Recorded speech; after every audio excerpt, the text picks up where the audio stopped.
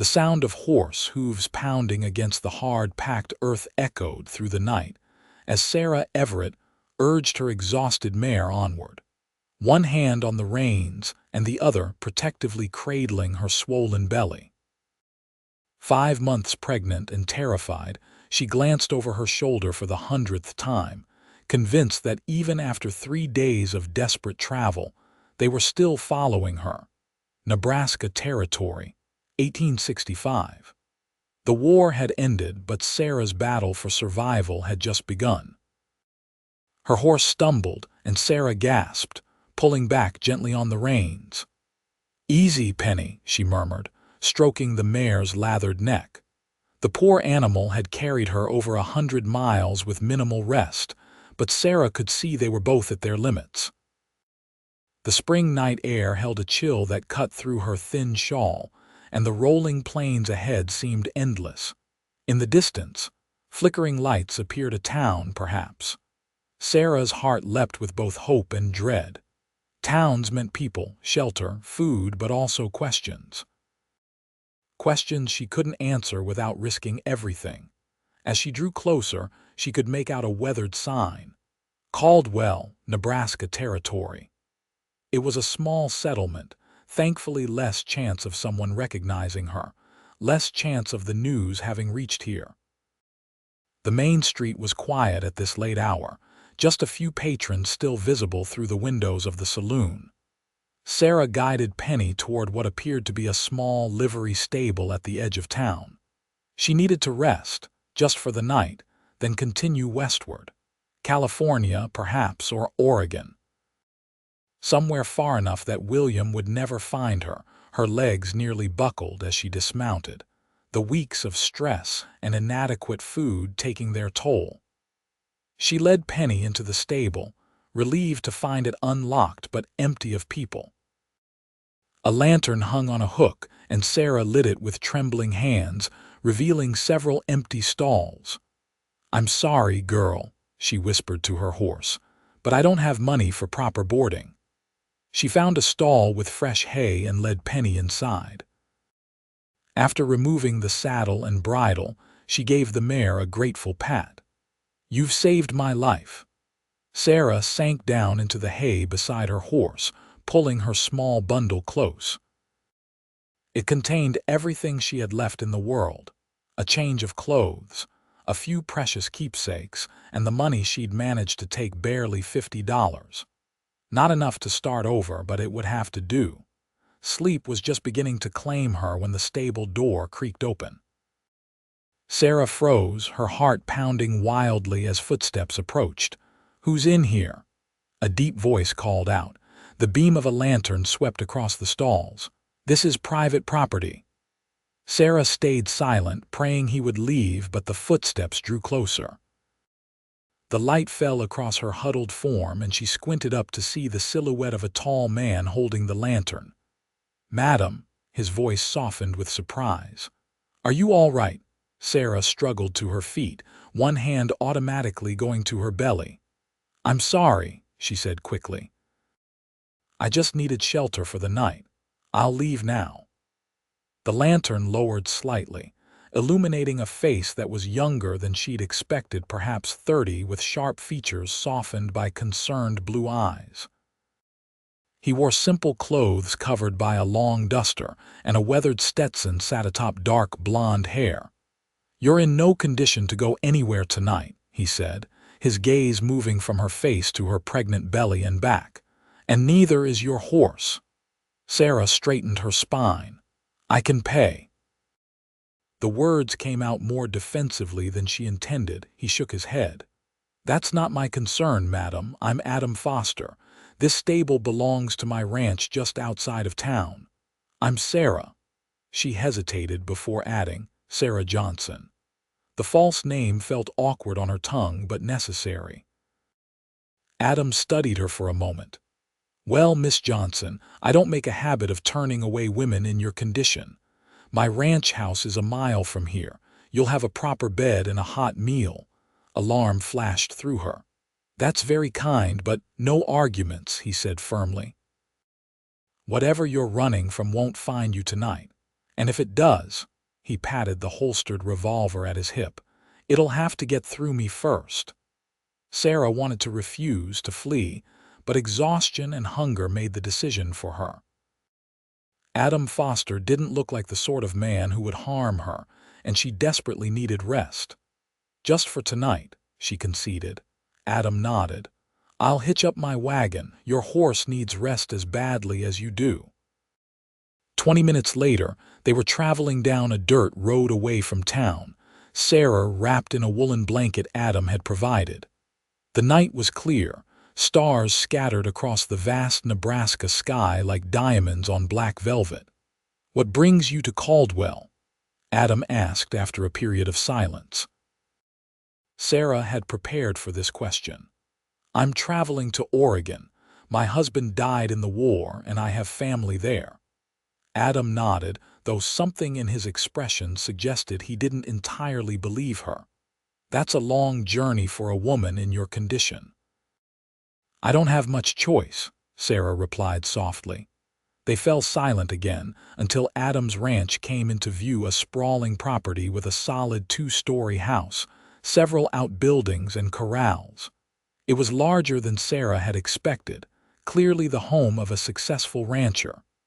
"You live here alone?" she asked as he helped her down from the wagon. "Just me and a few ranch hands. They stay in the bunkhouse over yonder." He pointed to a long, low building some distance from the main house. "My parents built this place, but they're gone now. My younger brother helps with the cattle drives, but he's in Kansas City at the moment." Inside, the house was simply but comfortably furnished. A fire still burned low in the hearth, and Adam quickly added wood to revive it. "Kitchen's through there," he said, gesturing. "I'll fix you something to eat. There's a spare room upstairs, first door on the right. Bathrooms at the end of the hall." Sarah stood awkwardly in the center of the room, her bundle clutched to her chest. "Why are you helping me, Mr. Foster?" Adam paused, considering her question. "My mother always said a person's character is revealed by how they treat those in need." He shrugged. "Besides, these parts can be dangerous for a lone traveler. I'd sleep poorly knowing I'd turned you away." The simplicity and honesty of his answer disarmed her.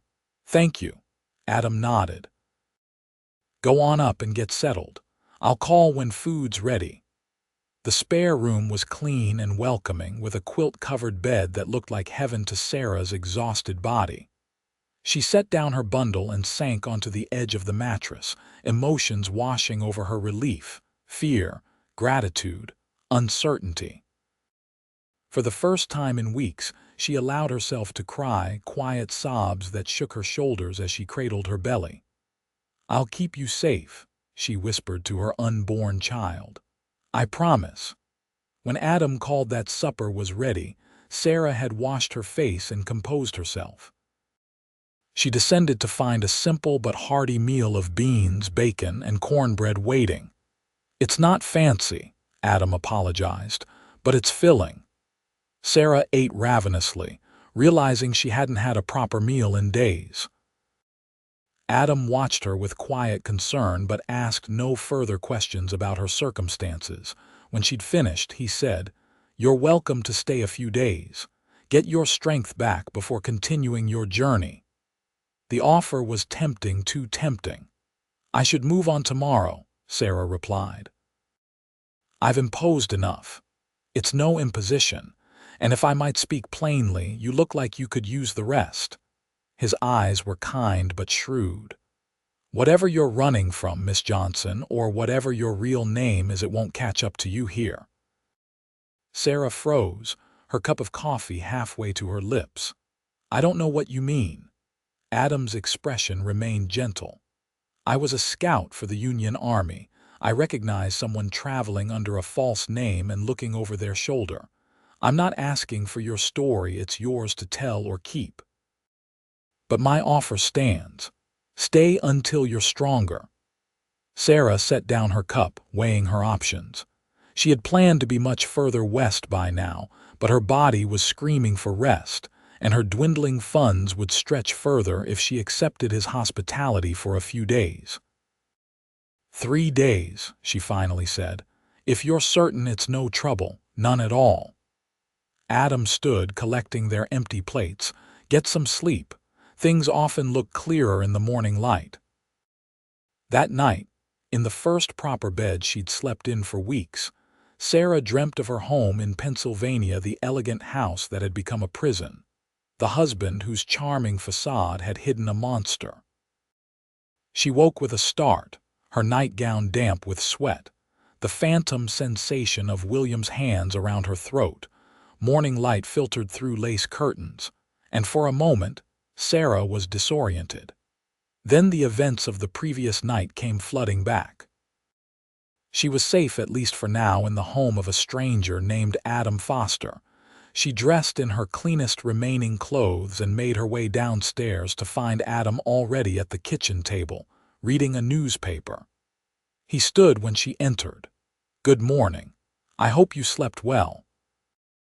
"Better than I have in some time," Sarah admitted.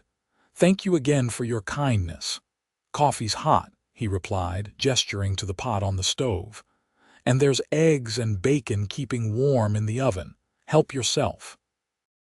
As Sarah ate, Adam mentioned he needed to check on some cattle in the north pasture.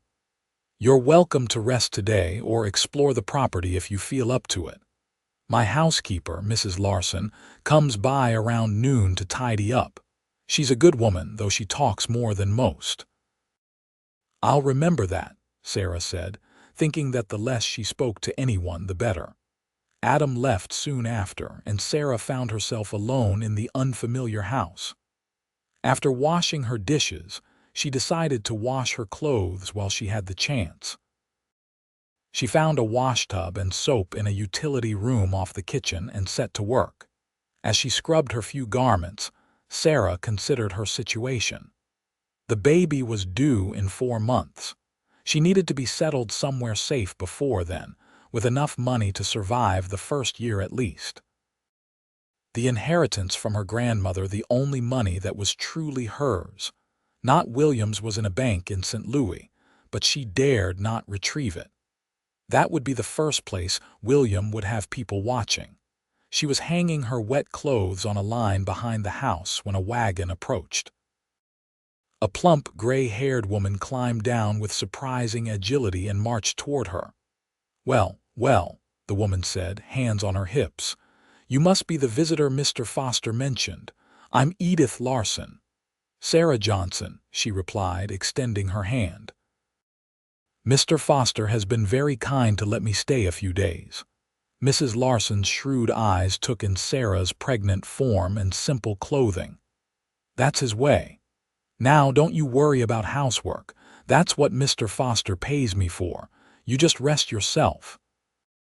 Can't have you overtaxing in your condition." Sarah smiled gratefully. "I just wanted to wash a few things. I've been traveling and—" "Say no more," Mrs. Larson interrupted. "Traveling in your state? Where's your husband, if you don't mind my asking?" "He died," Sarah said, the lie coming more easily this time. "In the war." Mrs. Larson's face softened. "This war has taken too many good men. I lost my son at Gettysburg." She sighed deeply. "Well, come inside. I'll make us some tea while I work, and you can tell me where you're headed." Sarah followed, sensing that Mrs. Larson's curiosity would be difficult to evade. For the next hour, she carefully navigated the housekeeper's questions, sticking to her story about heading to Oregon to join family. Mrs. Larson seemed satisfied, though she clucked disapprovingly about the dangers of such a journey. "You'd be wise to wait until after the baby comes," she advised. "Winter travel is no good for infants." "I'll consider that," Sarah replied non-committally. By mid-afternoon, Mrs. Larson had finished her work and departed, leaving Sarah alone again. Feeling restless, she decided to explore the grounds. The spring air was fresh and invigorating after being cooped up for so long. The Foster Ranch was impressive, well-maintained buildings, healthy livestock, and neat fences. It spoke of prosperity and careful management. Sarah walked toward the corral where several horses grazed, including her own mare, Penny, who looked much recovered after a night of rest and proper feeding. "She's a fine horse." The voice startled Sarah. She turned to find a young man of perhaps 20 leaning on the corral fence. "Bit worn down, though. You must have ridden her hard." "I had to," Sarah said, immediately defensive. The young man held up his hands. "No judgment here, madam. I'm Jake Miller, one of Mr. Foster's hands." Sarah nodded stiffly. "Sarah Johnson. Mr. Foster mentioned you'd be staying a spell, said to make sure you had anything you needed." Jake's expression was open and friendly. "If you want to exercise your mare once she's rested, just let me know. There's some nice trails around the property." "Thank you," Sarah replied, relaxing slightly. "I appreciate that." Jake tipped his hat and returned to his work, leaving Sarah to continue her exploration.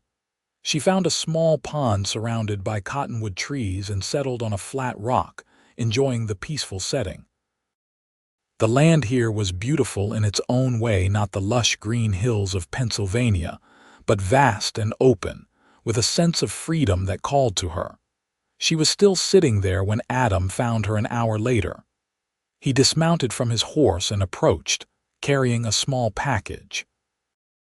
"I thought you might be getting restless," he said by way of greeting. "Brought you something from town." He handed her the package. Sarah opened it to find a book, Wuthering Heights by Emily Bronte. "You bought this for me," Adam shrugged, looking slightly embarrassed. "Noticed you didn't have much with you. Thought you might like something to pass the time." The unexpected thoughtfulness brought a lump to Sarah's throat. "Thank you. It's one of my favorites, actually." Adam smiled, seeming pleased. "Mine too, though don't tell the boys. They'd never let me hear the end of it." Sarah laughed, surprising herself. It had been so long since she'd found anything amusing. "Would you like to join me?" she asked, indicating the rock beside her. Adam hesitated briefly before sitting down, leaving a respectful distance between them. For a while, they sat in companionable silence, watching the afternoon sun play across the pond's surface. "This is my favorite spot on the ranch," Adam finally said. "My father proposed to my mother here. Said he knew she was the one when he saw her reflection in this water, looking more beautiful than anything he'd ever seen." "That's lovely," Sarah said softly. "They must have been very happy." They were. Even during the hard years, and there were plenty of those, they faced everything together. Adam picked up a small stone and skipped it across the pond. "They taught me what real partnership looks like." Sarah felt a pang of sorrow. Her own marriage had been nothing like that. William Everett had been charming during their courtship, attentive, romantic, seemingly perfect. It wasn't until after their wedding that his true nature emerged, controlling, jealous, and eventually violent.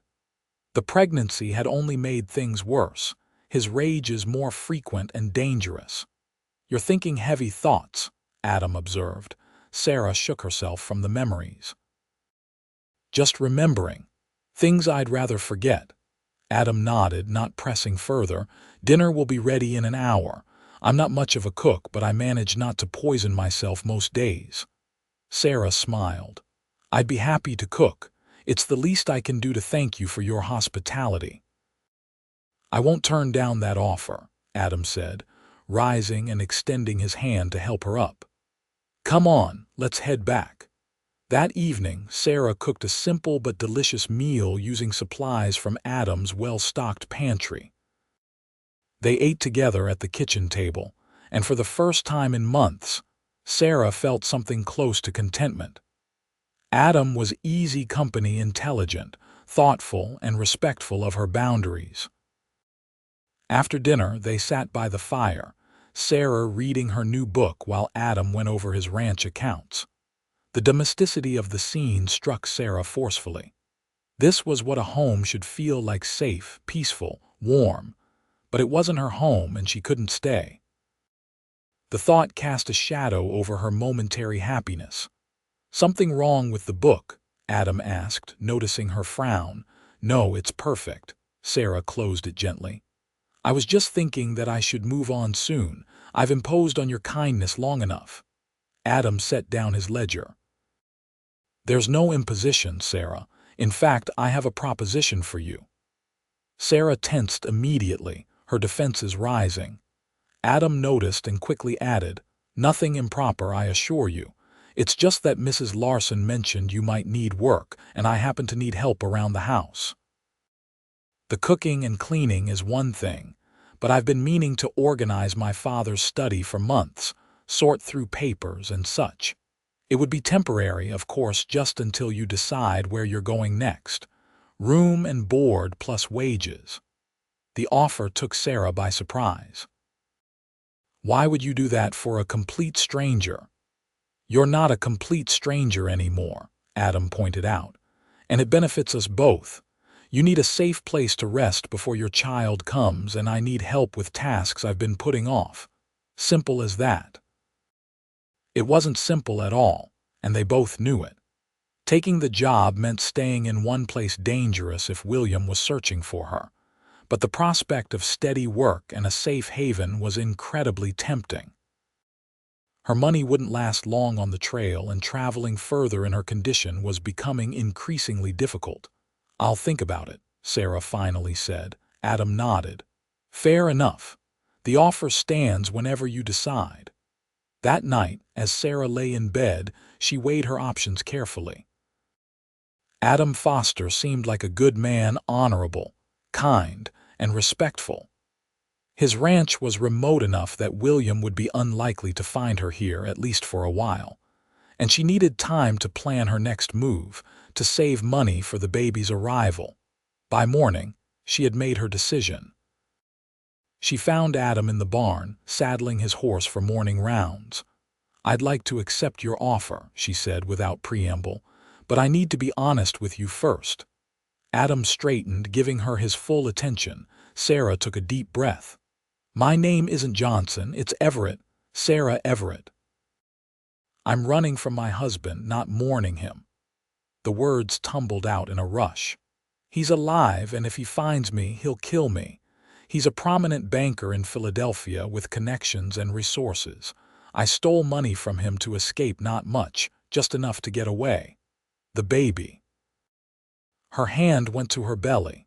"He doesn't know about the baby, and I fear what he would do if he found out." Adam listened without interruption, his expression grave. "I understand if you want me to leave now," Sarah finished. "I've lied to you, and I've brought potential danger to your door." For a long moment, Adam was silent. Then he said, "Did he hurt you?" Sarah nodded, unable to speak. Unconsciously, her hand went to her throat, where the marks of William's last attack had finally faded. Adam's jaw tightened.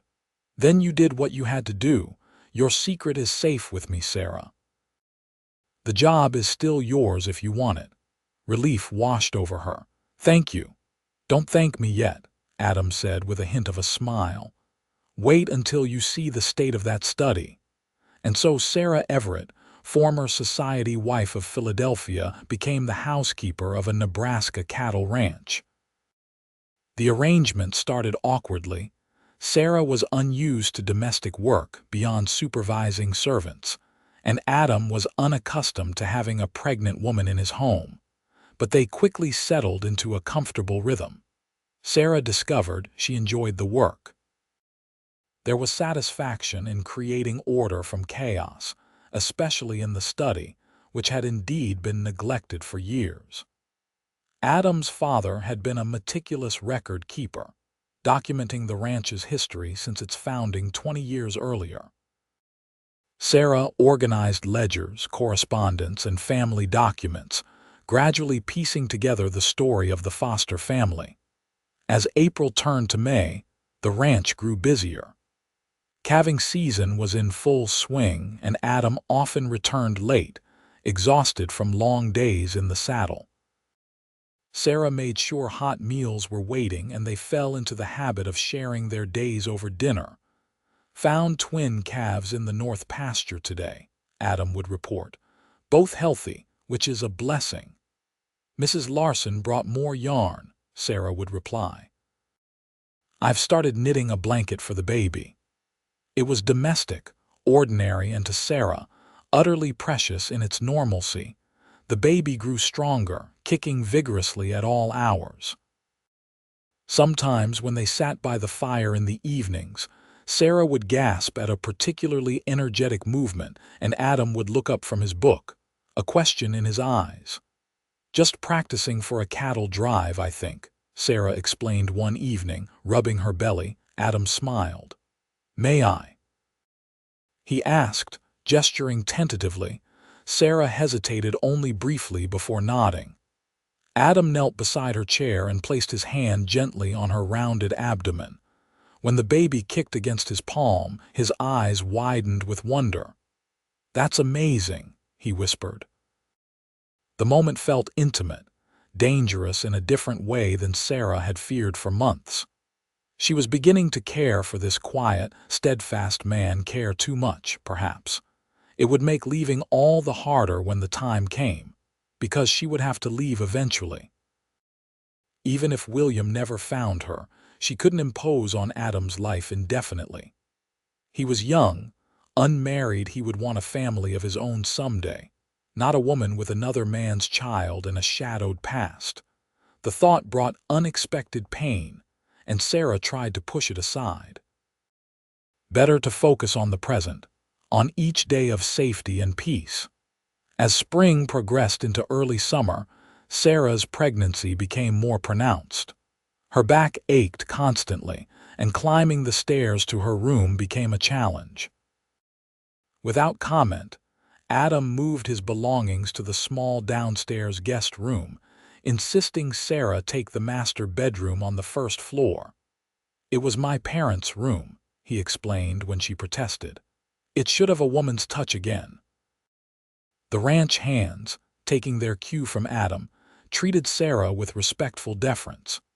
Jake Miller in particular appointed himself her unofficial guardian, always ready to carry heavy items or fix things around the house.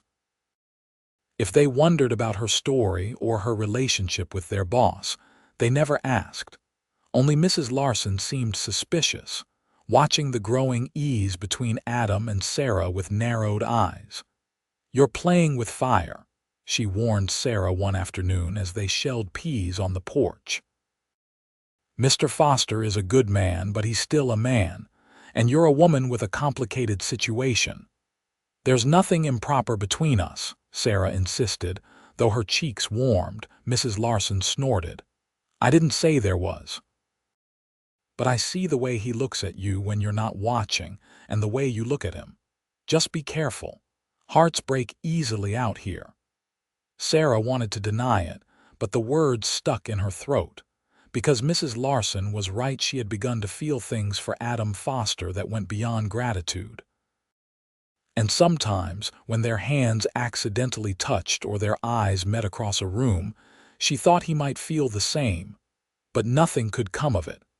Her marriage to William, though a nightmare, was still legally binding. Even if she could obtain a divorce, almost impossible given the circumstances, the scandal would follow her forever. Adam deserved better than a ruined woman with another man's child. So Sarah maintained a careful distance, even as their daily interactions grew more comfortable and natural. She tried not to notice the way her heart lifted when Adam returned from long days on the range, or how she found herself watching him when he worked in the yard, admiring the strength and grace of his movements. June brought scorching heat to the plains.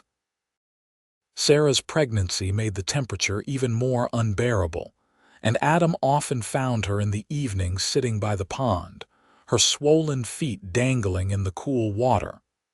Mind if I join you? He asked one such evening, his boots and hat in hand. Sarah smiled and moved over to make room on the large, flat rock. It's your pond. Adam sat beside her, rolling up his pant legs to put his feet in the water. They sat in companionable silence for a while, watching the sunset paint the sky in brilliant oranges and pinks. "I've been thinking," Adam finally said. "You're due in, what, about 6 weeks? Give or take," Sarah agreed. Her hand went instinctively to her belly, where the baby was currently pressing what felt like an elbow or knee against her ribs.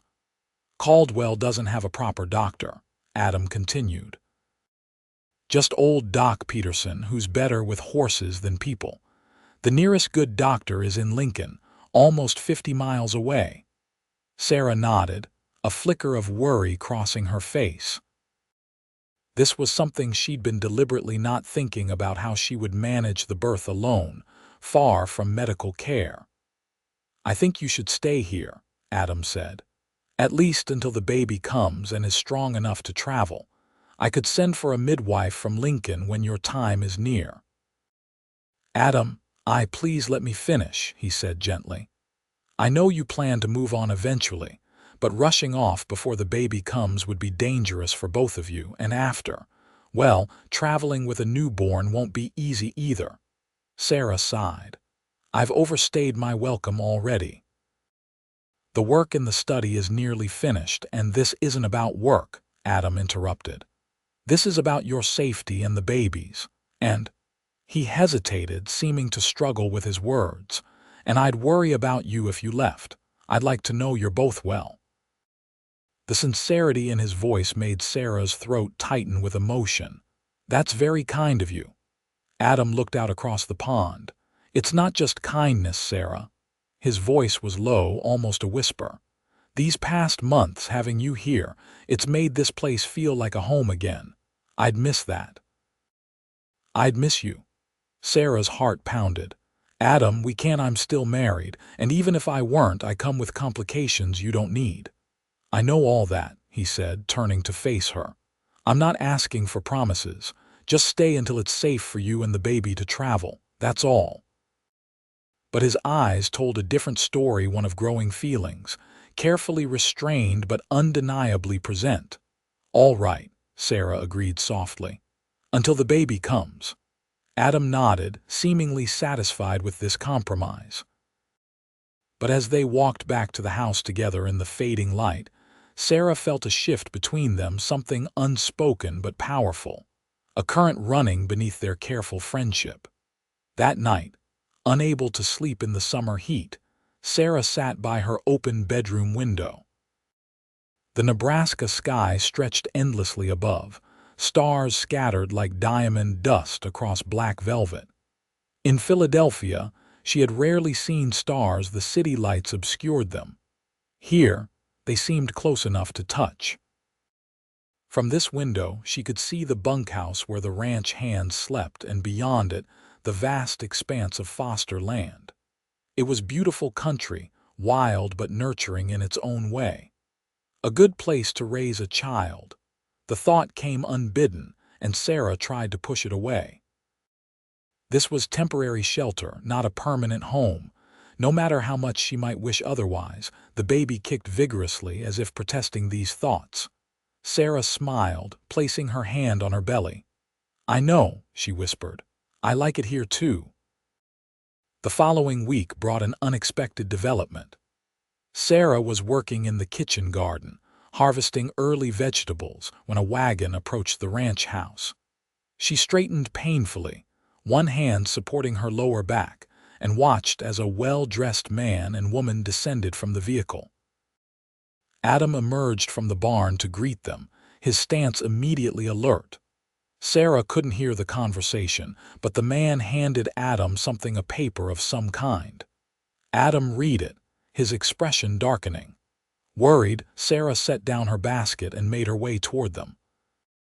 As she approached, the woman noticed her first, eyes widening at Sarah's obviously pregnant state. "Mr. Foster," the man was saying, "we're simply following up on reports that a woman matching this description has been seen in the area. Her husband is most concerned for her safety, especially given her delicate condition."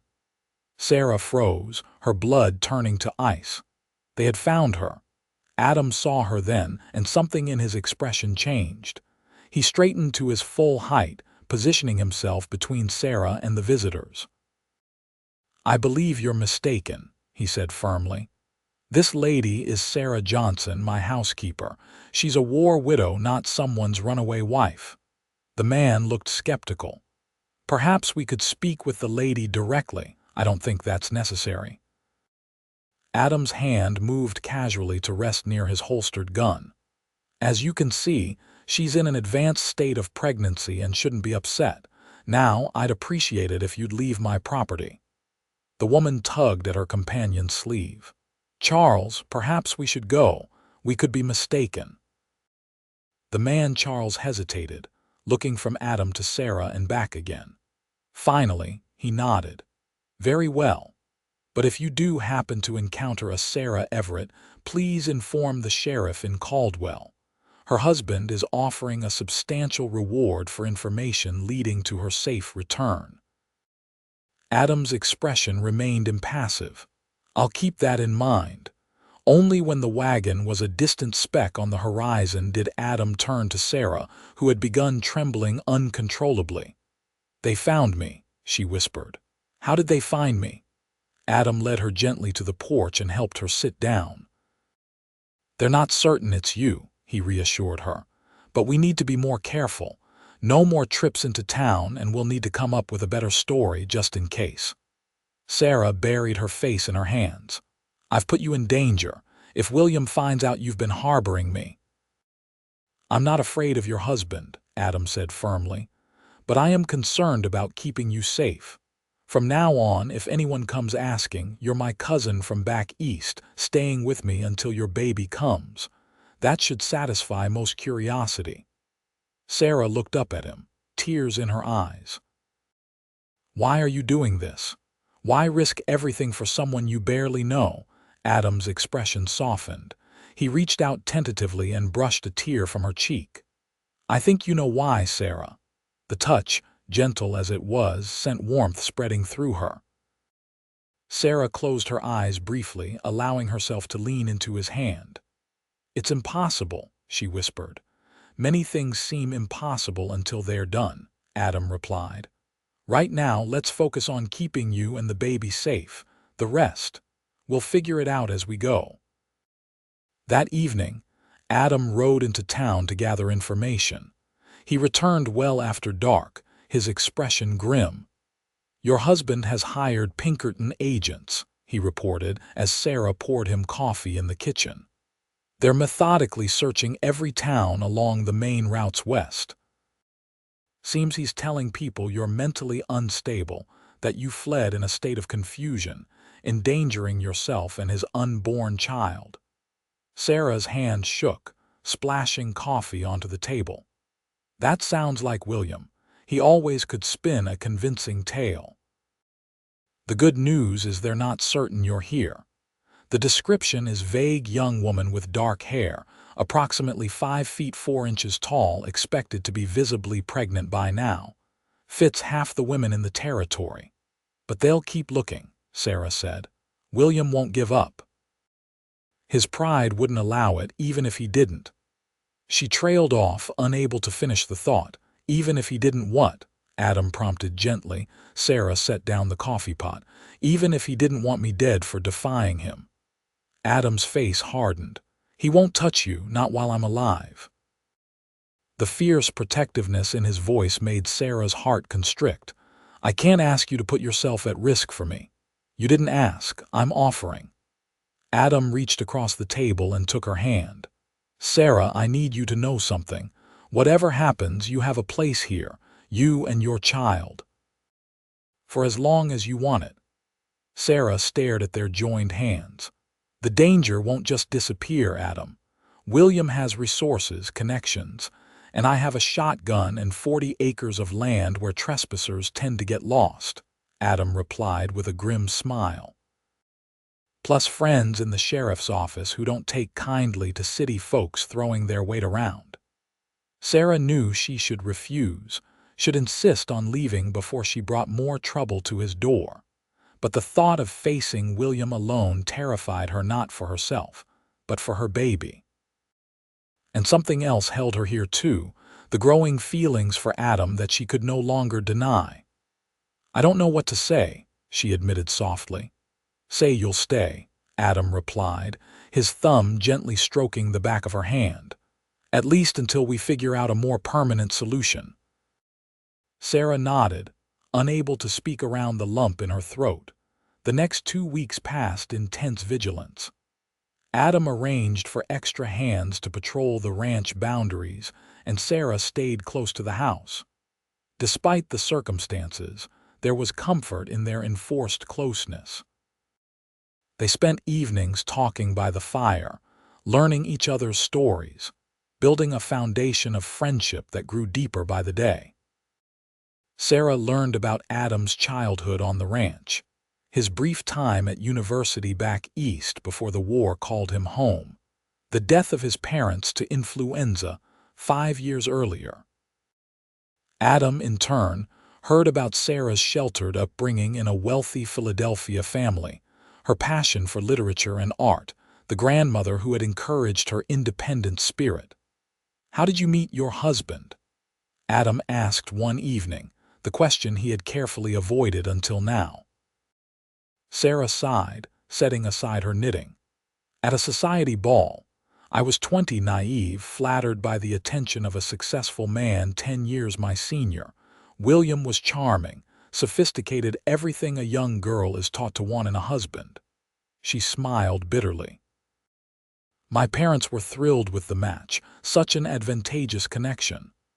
"When did things change?" "The day after our wedding," Sarah said simply. "It was like a mask dropped away.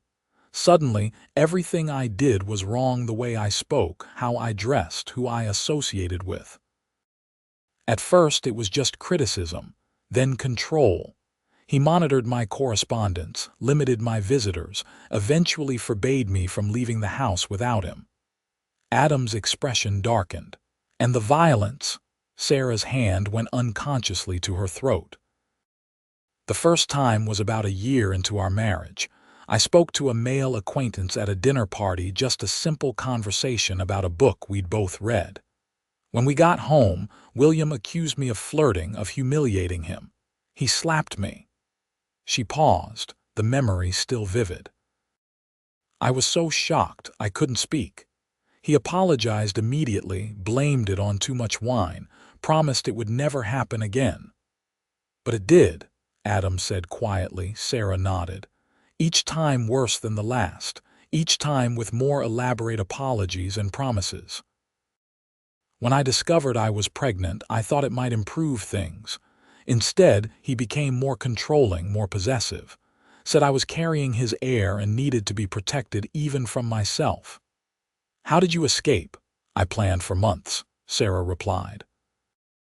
"Saved small amounts of money whenever I could, gathered information about train schedules, mapped possible routes. The night I left, William had gone to New York on business. I took what cash I could find, some jewelry I could sell if necessary, and left after the servants were asleep. By morning I was on a train heading west." Adam reached across the space between their chairs and took her hand. "You're incredibly brave." Sarah shook her head. "Desperate, not brave." "Both," Adam insisted. "Many women would have stayed, accepted their fate. You chose to fight for yourself and your child. That's courage, Sarah." His words warmed her, as did the gentle pressure of his hand around hers. They sat like that for a long time, connected by touch and understanding, while the fire slowly died in the hearth. As July arrived, bringing even more intense heat, Sarah's pregnancy advanced to its final stages. Her body felt unwieldy, her energy depleted by the constant strain and the oppressive temperature. Adam insisted she rest more, taking over many of her household duties despite her protests. "I'm perfectly capable of cooking dinner," she argued one evening, finding him at the stove. "I know you are," he replied calmly, stirring a pot of stew. "But you were falling asleep in the parlor, and I'm not completely helpless in a kitchen." Sarah smiled reluctantly. "I'm not used to being coddled. It's not coddling. It's taking care of someone who matters to me." Adam's voice was matter of fact, but his eyes held warmth that made Sarah's heart skip. They ate on the porch that evening, hoping to catch any breeze that might stir the hot, still air. The sun was setting, painting the vast Nebraska sky in shades of gold and crimson. "I never thought I could love this landscape," Sarah admitted, gazing out over the rolling grassland. "It's so different from Pennsylvania, no hills, no forests, just endless sky." "It grows on you," Adam said with a smile. "There's a freedom in all this space, room to breathe, to be yourself. I can see that now." Sarah's hand rested on her belly, feeling the baby shift within her. "It's a good place to raise a child." The words hung between them, loaded with unspoken implications. Adam set down his plate and turned to face her fully. "Sarah, there's something I need to say." His voice was steady, but she could see tension in the set of his shoulders. "These past months, having you here, it's changed everything. I know your situation is complicated. I know you're still legally tied to another man. But I need you to know that He was interrupted by the sound of approaching horses, several of them, moving fast. Adam was on his feet instantly, his hand going to the gun he now wore constantly. "Get inside," he ordered, his voice shifting from tender to commanding in an instant. "Lock the door and don't open it unless you hear my voice." Sarah struggled to her feet, fear clutching at her throat. "Adam, go," he insisted. "Now." Heart pounding, Sarah hurried inside as quickly as her pregnant body would allow. Through the window, she watched Adam stride toward the approaching riders, his posture radiating confidence despite being outnumbered. There were 4 men, all well-dressed, clearly not local ranch hands or farmers. Even from a distance, Sarah could tell they were armed. The leader, a tall man in an expensive suit, dismounted first. He and Adam exchanged words, the conversation appearing tense but controlled. Sarah strained to hear but could make out only fragments. "My wife. Private property. Authorities have been notified." The blood drained from her face as she realized who the well-dressed man must be. William had found her. Panic seized her. She needed to run, to hide, but where? She was huge with child, slow-moving, conspicuous. And even if she could hide, Adam was out there facing William and his hired men alone. Torn between flight and concern for Adam, Sarah remained frozen at the window. She watched as the confrontation grew more heated, saw William gesture angrily toward the house, saw Adam plant himself firmly, blocking the path. Then, in a movement so swift Sarah barely registered it, William drew a pistol. Adam reacted instantly, drawing his own weapon. For a terrifying moment, both men stood with guns aimed at each other's hearts. Sarah couldn't hear the words exchanged, but she saw William's face contort with rage. He gestured again toward the house, clearly demanding entry. Adam shook his head, his stance unwavering. One of William's companions leaned over and said something to him. William hesitated, then slowly lowered his weapon. With visible reluctance, he remounted his horse. The 4 men turned and rode away, but the backward glance William cast at the house sent chills down Sarah's spine. This wasn't over. Adam watched until the riders disappeared from sight before returning to the house. Sarah unlocked the door with trembling hands. "Was that your husband?" "Yes." Adam's voice was tight with controlled anger. "He demanded I turn you over to him. Said you were his property, that you'd stolen from him, that you were mentally unstable and a danger to his child." Sarah sank into a chair, her legs suddenly unable to support her. "What did you tell him?"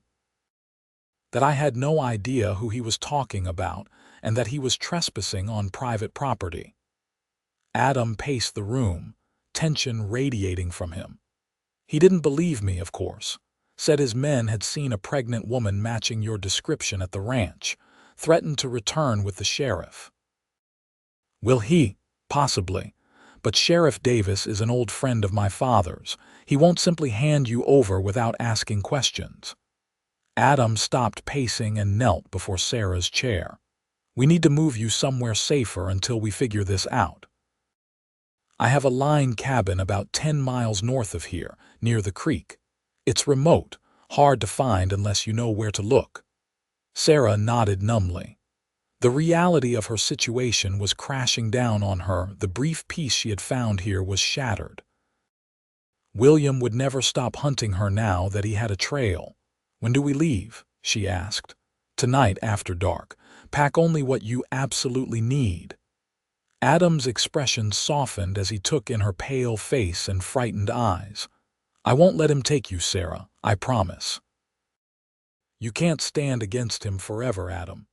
He has money, connections, and I have determination and home-ground advantage," Adam interrupted. "Plus, he's operating outside the law. That counts for something, even out here." Sarah wanted desperately to believe him, but fear had lodged itself in her chest like a physical weight. William's rage had always been terrifying, but seeing him armed, confronting Adam, it was a nightmare come to life. They prepared quickly and quietly.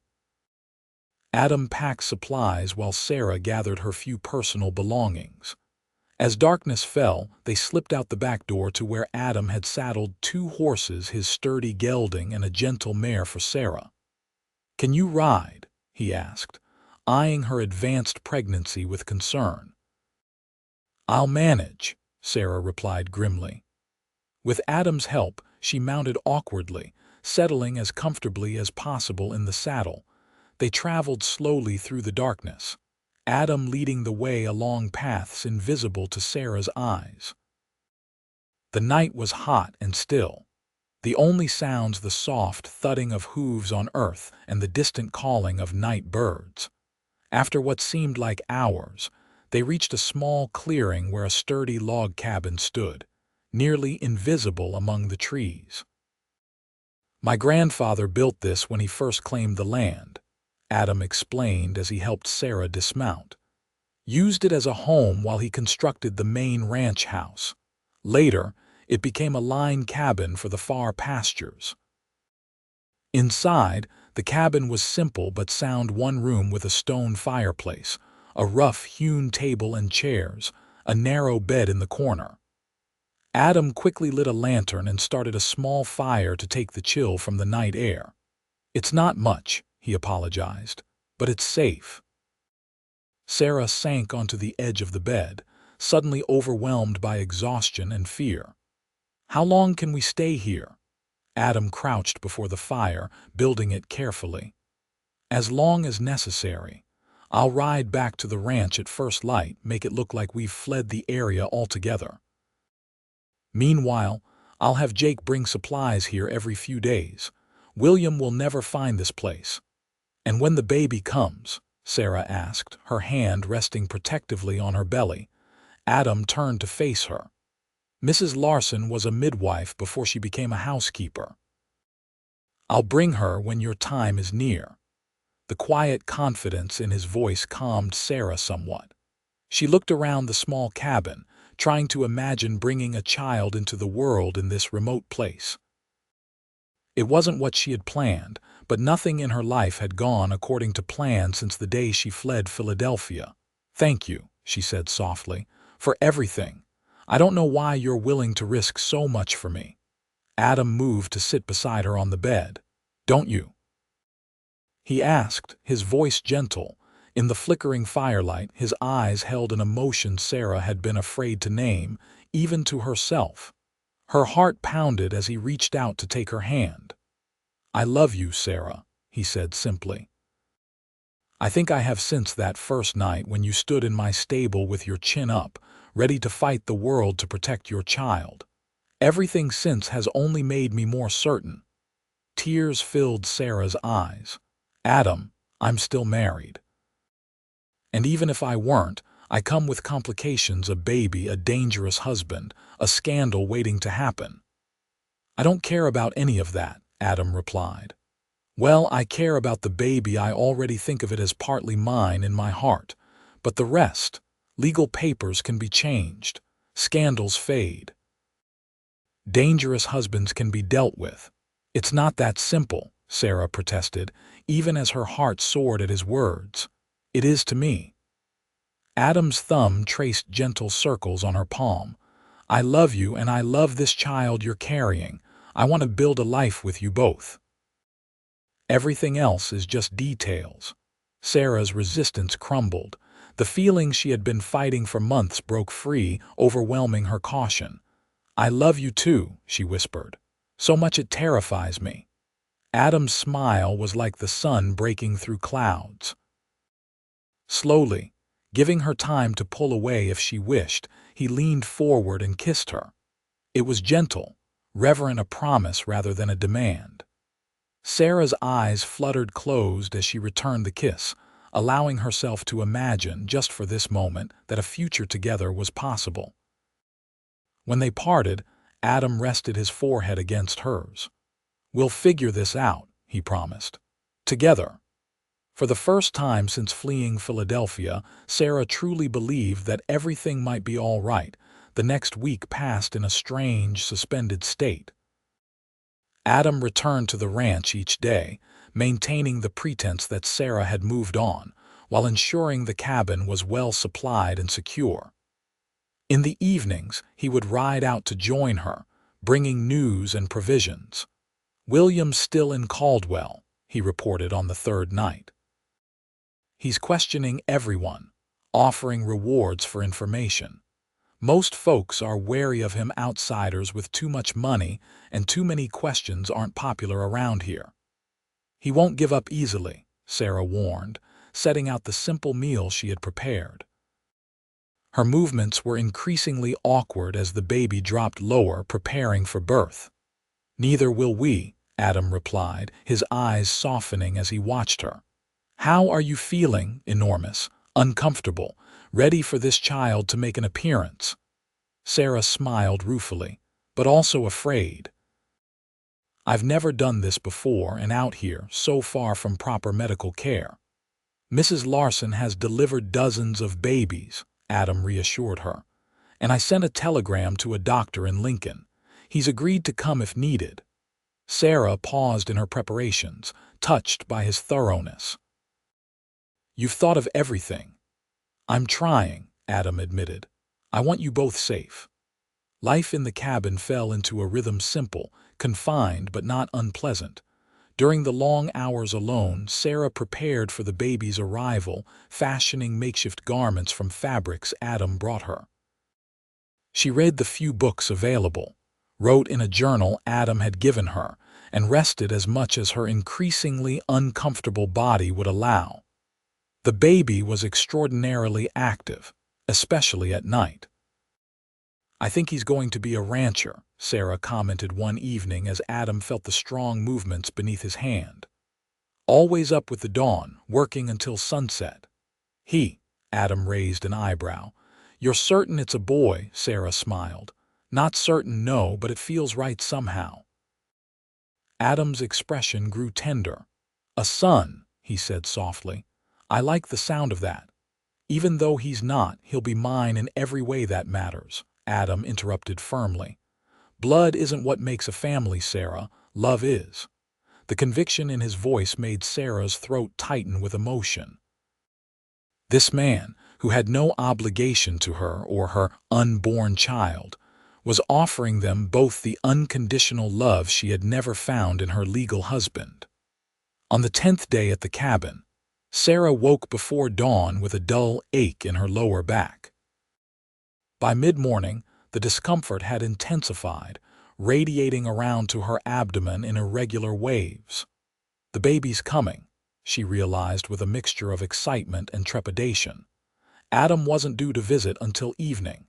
Sarah paced the small cabin, timing the contractions as Mrs. Larson had instructed her to do. They were still far apart, 15 minutes, then 12, then 10. First babies, Mrs. Larson had assured her, typically took their time. By mid-afternoon, the contractions were stronger but still manageable. Sarah had prepared the bed with clean linens and set water to boil on the stove. She tried to remain calm, focusing on her breathing, but as the hours passed and the pain increased, anxiety began to build. Where was Adam? What if something had happened to him? What if William had somehow tracked him to the cabin, just as the sun was beginning to set, casting long shadows through the cabin's small windows? Sarah heard hoofbeats approaching. She froze, listening intently. Was it Adam or someone else? The door opened, and Adam stepped inside, accompanied by Mrs. Larson. Relief flooded through Sarah, followed immediately by another contraction that made her gasp and clutch the back of a chair. "It started," Adam said, not a question but a statement as he hurried to her side. "Mrs. Larson bustled in, already removing her shawl and rolling up her sleeves. "How far apart are the pains, child?" "About 8 minutes now," Sarah managed once the contraction passed. "They started this morning." Mrs. Larson nodded approvingly. "Good, good. First babies like to take their time. Let's get you comfortable and see how things are progressing." The next hours blurred into a haze of pain, determination, and surprising moments of clarity. Mrs. Larson proved to be a calm, competent presence, guiding Sarah through the intensifying labor with firm kindness. Adam refused to leave, despite Mrs. Larson's initial protests that birth was women's business. "I'm staying," he said simply, taking position at the head of the bed where he could hold Sarah's hands and wipe her brow. "We do this together." As night deepened, Sarah's labor intensified. The contractions came closer together, each one more powerful than the last.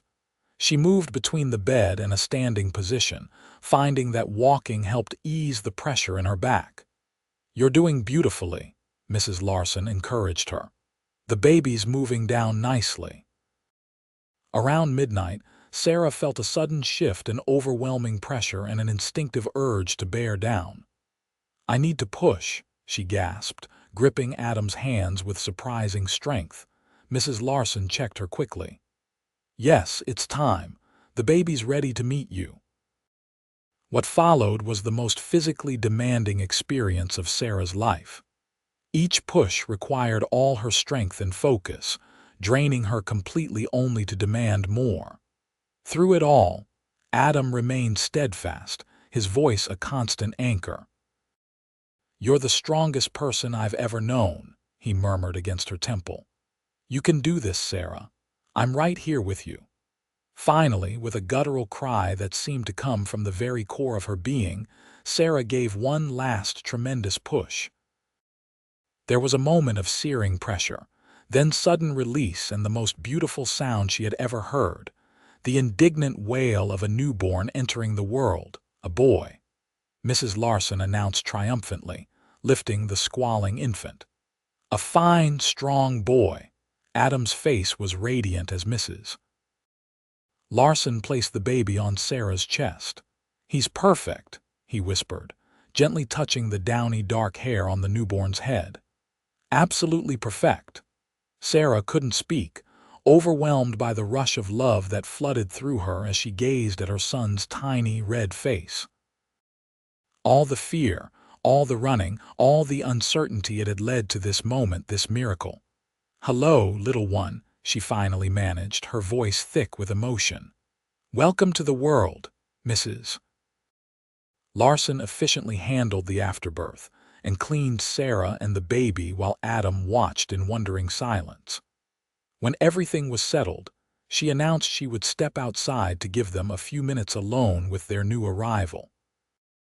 "Our son needs a name," Adam said softly when they were alone, sitting on the edge of the bed where Sarah rested with the swaddled infant. Sarah looked up, caught by his choice of words. "Our son," Adam nodded, his expression solemn. "If you'll have me, Sarah, I want to be his father in every way. I want to be your husband, raise this child together, build a family and a future." He took her hand. "I know there are obstacles, I know it won't be easy, but I love you both more than I ever thought possible. Tears slipped down Sarah's cheeks. "I want that too," she whispered. "More than anything." Adam leaned forward and kissed her gently. "Then it's settled. We're a family." Sarah looked down at the sleeping infant. "Matthew," she said softly, "it means gift from God, because that's what he is, a gift, and what you've been to us both." "Matthew," Adam repeated, touching the baby's cheek with a gentle finger. Perfect. The next 2 weeks were a blur of new parent exhaustion and joy. Matthew proved to be a strong, healthy baby with a lusty cry and a hearty appetite. Adam divided his time between the ranch and the cabin, bringing news on each visit.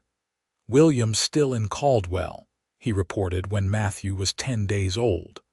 "But his men are ranging wider, asking questions in smaller settlements. It's only a matter of time before someone talks." Sarah looked up from nursing Matthew, concern evident in her tired eyes. "What do we do?" Adam sat beside her, his arm going around her shoulders. "I've been thinking about that. Mrs. Larson's cousin is a judge in Lincoln, a fair man from what I hear. If we could get there safely, present your case." "A divorce?" Sarah's voice held both hope and skepticism. "Those are difficult to obtain, Adam, especially for women." "In cases of proven cruelty, it's possible," Adam replied. "And you have witnesses to your condition when you arrived here. Plus, William's behavior in town has raised eyebrows. He's been drinking heavily, threatening people, making a spectacle of himself." Sarah considered this. A legal divorce would free her from William, give her the right to keep Matthew, allow her to marry Adam. But getting to Lincoln with a newborn, evading William's men, presenting her case to a strange judge, it seemed overwhelming. "We'd need to wait until Matthew is a bit stronger," she said slowly. "Another week or two at least." Adam nodded. "I'll make arrangements quietly." "We'll need to travel at night, take back roads." Sarah leaned into his embrace, drawing strength from his solid presence. "I'm so tired of running, of hiding." "This is the last time," Adam promised, kissing the top of her head. "After this, we come home for good." 2 nights later, their plans were forced into sudden action. Adam arrived at the cabin after dark, his expression grim. "William's men were at the north fence line today," he reported as he secured the door behind him. "They're searching systematically now, working their way through my property. It's only a matter of days, maybe hours, before they find this place." Sarah clutched Matthew closer to her chest. "Tonight, then?" "We leave tonight," Adam nodded. "I've packed supplies in the saddlebags. Mrs. Larson is waiting with a wagon about a mile south. She'll drive you and Matthew to meet the eastbound train at the junction. I'll follow on horseback, keeping watch." "And if we're caught?" Sarah asked, the fear she had been suppressing for weeks rushing back. "We won't be," Adam said firmly. "But if anything happens, you take Matthew and get on that train. I'll find you." They moved quickly, gathering the few items Sarah couldn't bear to leave behind. Matthew, bundled warmly against the night air, slept peacefully, unaware of the tension surrounding him. As they prepared to leave, Adam suddenly pulled Sarah into his arms, Matthew nestled between them. "No matter what happens," he said fiercely, "know that I love you both. We're meant to be a family, Sarah. I believe that with everything I am." Sarah reached up to touch his face, memorizing its beloved contours. "I believe it too." The journey through the darkness was tense but uneventful. Mrs. Larson waited as promised, her wagon ready with a nest of blankets prepared for Sarah and the baby. Adam helped them settle in, then mounted his horse to ride alongside. "God be with you," Mrs. Larson murmured as they set off, her usually brusque manner softened with concern. They traveled slowly, avoiding the main roads, every sound in the night making them tense. Matthew woke once, hungry, and Sarah nursed him in the moving wagon, grateful for the darkness that hid them from view. Dawn was just breaking when they reached the junction. A small whistle stopped where the train would pause briefly on its way to Lincoln. Adam secured tickets while Mrs. Larson helped Sarah and Matthew freshen up in the small station house. "The train will be here in 20 minutes, Adam reported when he returned. "No sign of William or his men, but we should stay inside until the last moment." The minutes crawled by with excruciating slowness.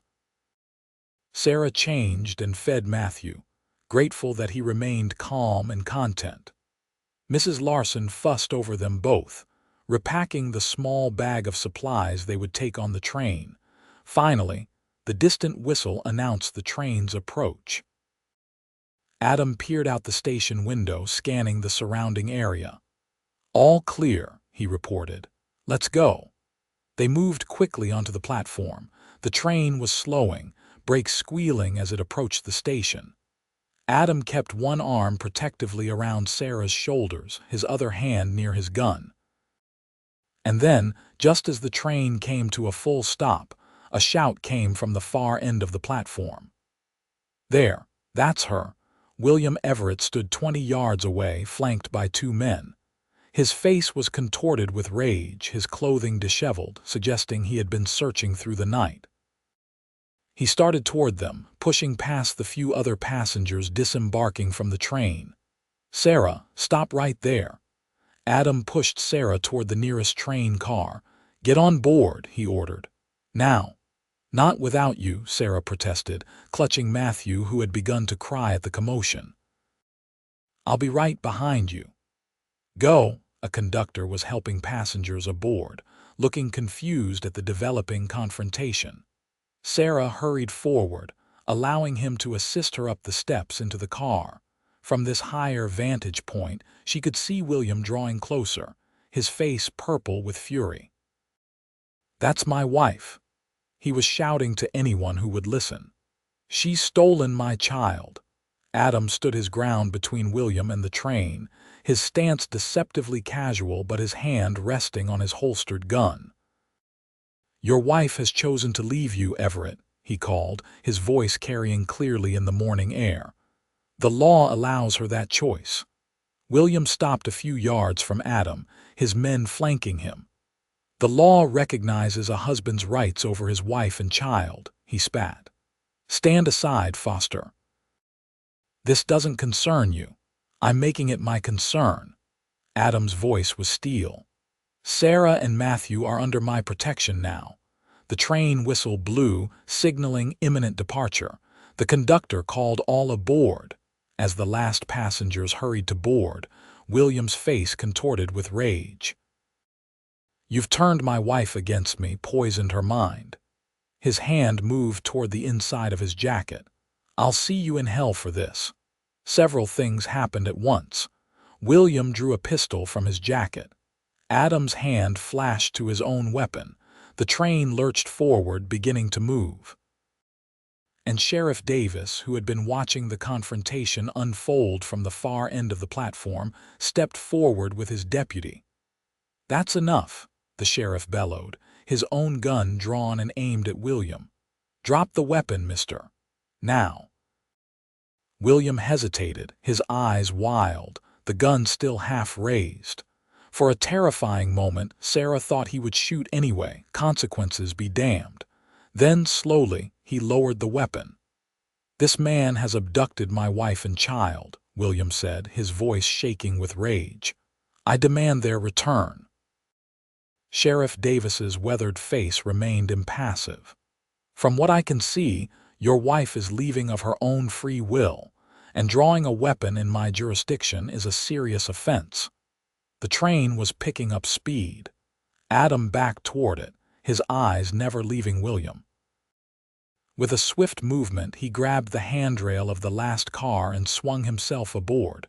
William lunged forward, only to be restrained by the sheriff and his deputy. "Sarah," he screamed, his voice cracking with fury. "This isn't over," but it was.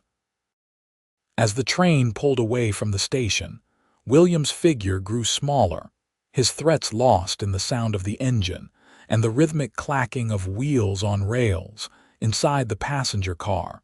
Sarah clutched Matthew to her chest, trembling with reaction. Adam found them moments later, gathering them both into his embrace. "It's over," he murmured against her hair. "We're safe." Sarah closed her eyes, breathing in his familiar scent, feeling Matthew's warm weight between them. "Are you sure?" "Sheriff Davis is a good man who's known me since I was born," Adam finished. "He's been watching William since he arrived in Caldwell, concerned about his erratic behavior. When I telegraphed him yesterday about our plans, he promised to be at the station just in case. And William, he'll follow us to Lincoln." Adam shook his head. "Not immediately. Drawing a weapon on another man in front of law officers is a serious offense. The sheriff will hold him at least for a few days. By then, we'll have presented your case to the judge."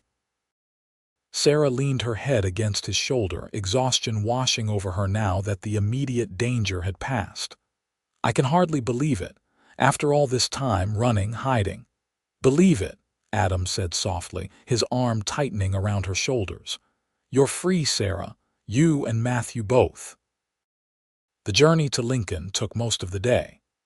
Matthew proved to be an excellent traveler, sleeping contentedly through the rhythmic motion of the train, or gazing with wide, dark eyes at the new surroundings when awake. Fellow passengers smiled at the young family, offering congratulations on their beautiful son, unaware of the drama they had just escaped. In Lincoln, Adam secured rooms at a modest hotel near the courthouse. The following morning, they presented themselves at Judge Henry Woodson's chambers, Sarah clutching Matthew protectively as Adam explained their situation. The judge, a stern-looking man with penetrating gray eyes, listened without interruption. When Adam finished, he turned his attention to Sarah. "Mrs. Everett, these are serious allegations against your husband," he said, his voice neither condemning nor sympathetic. "Do you have evidence of his abuse?" Sarah straightened her spine. "My testimony is evidence, Your Honor, but I also have this." She handed him a small packet of letters correspondence from her lady's maid in Philadelphia, smuggled to her through Mrs. Larson's connections. The letters detailed William's rage upon discovering Sarah's departure, his violent destruction of her possessions, his threats against her life heard by multiple servants. Judge Woodson read the letters carefully, his expression growing increasingly grave. When he looked up, his eyes had softened somewhat. "The law provides for divorce in cases of extreme cruelty," he said finally. "I believe your situation qualifies, Mrs. Everett. I will issue a temporary order of protection, preventing your husband from approaching or contacting you, and begin divorce proceedings immediately." Relief flooded through Sarah, making her lightheaded. "And Matthew?" she asked. "William will claim rights to him as his son." The judge's expression hardened. No court would grant custody to a father proven to be violent toward the mother, especially of an infant still nursing. He glanced at Adam.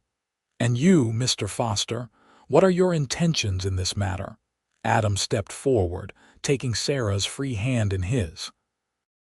"I intend to marry Sarah as soon as her divorce is final, Your Honor, and to legally adopt Matthew as my son." Judge Woodson studied them for a long moment, then nodded. "Very well. Return tomorrow morning. I will have the necessary papers prepared." Outside the courthouse, Sarah felt as though she might float away with relief. "I can't believe it," she whispered, gazing up at the clear blue Nebraska sky. "After all this time, all the fear." Adam lifted her chin gently. "Believe it," he said softly. "You're free, Sarah. Free to choose your own path." "My path leads to you," she replied without hesitation. "To our home, our family." His kiss was tender, a promise sealed beneath the vast Midwestern sky, their son nestled between them.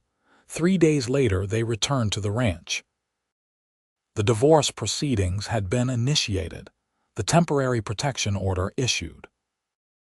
William, released from the Caldwell jail on bail, had returned east not out of respect for the law, Sarah suspected, but because he had finally realized that pursuing her would cost him more in reputation and legal trouble than letting her go. Mrs. Larson greeted them at the ranch house, tears in her usually stern eyes as she embraced Sarah and fussed over Matthew. "This home has needed a woman's touch," she declared, "and a baby's laughter." That evening, as the sun set over the Nebraska plains, Adam and Sarah sat on the porch, Matthew sleeping peacefully in Sarah's arms. The future stretched before them, not without challenges, but full of promise. "In 6 months, when the divorce is final, we'll be married," Adam said, his fingers entwined with Sarah's. "Right here with our friends around us." Sarah smiled, contentment washing through her. "I never thought I could be this happy," she admitted. "After everything with William, I was afraid to trust, to love again." "And now?" Adam asked softly. Sarah looked up at him, her heart full. "Now I know that real love doesn't control or demand. It protects, nurtures, gives freedom." She squeezed his hand. "What you've given us is a gift beyond measure, Adam. A sanctuary when we needed it most. A home." "You've given me just as much," Adam replied, his voice husky with emotion. "A family, purpose, love, everything I never knew I was missing." As darkness settled over the ranch and the first stars appeared in the vast Nebraska sky, Sarah Everett, soon to be Sarah Foster, gazed at the man beside her and the child in her arms. From the darkest moments of her life had come this unexpected joy, this new beginning. The ranch had indeed become her sanctuary, and now it would be her home. 5 years later, the Foster Ranch had prospered and grown. New buildings dotted the property, including a larger house that Adam and Sarah had designed together. Their family had grown as well. Matthew, now an active 5-year-old, had been joined by 3-year-old twins, Emma and James. On a warm summer evening, as the sun painted the western sky in brilliant hues of orange and gold, Sarah stood on the porch of their home, watching Adam teach Matthew to rope a practice post. The boy's face was intent with concentration, his small hands mimicking his father's movements. "Like this, Papa," Matthew called, making a clumsy throw that missed the target entirely. "Almost," Adam encouraged, adjusting the boy's grip. "Remember what I told you about your wrist?" Sarah smiled, her heart full. Matthew had no memory of the tumultuous circumstances of his birth, no knowledge of the man whose blood he carried. As far as he was concerned, he had always been Matthew Foster, son of Adam Foster, rancher and respected citizen of Caldwell. The divorce had been finalized 6 months after their return to the ranch, and Adam and Sarah had married the very next day in a simple ceremony beside the pond. Judge Woodson himself had traveled from Lincoln to perform the service, having become something of a friend during the legal proceedings. William Everett had eventually remarried, a young socialite from Boston with a substantial fortune of her own. Sarah sometimes wondered if the woman knew what lay beneath her husband's charming facade, but that was no longer her concern. William had signed away all claims to Matthew as part of the divorce settlement, in exchange for Sarah dropping her claims to any Everett family property or assets. It was a small price to pay for freedom. "Mama, look." Matthew's excited voice pulled Sarah from her thoughts. The boy had finally managed to loop his small rope around the post, and his face shone with pride. "Well done, sweetheart," Sarah called back, clapping her hands. "You'll be helping your father with the cattle drive in no time." Adam caught her eye over their son's head, his smile warm with shared joy and memories. They had built something precious here, a family founded on love, respect, and trust. The sanctuary Adam had offered Sarah in her darkest hour had become a haven for them all, a place where they could grow, dream, and love without fear. As the day's light faded into dusk and Adam led a tired but happy Matthew back to the house, Sarah offered a silent prayer of gratitude for the journey that had brought her here. From terror had come courage, from desperation, hope, from a temporary refuge, a permanent home. And through it all, love unexpected, unshakable, and enduring.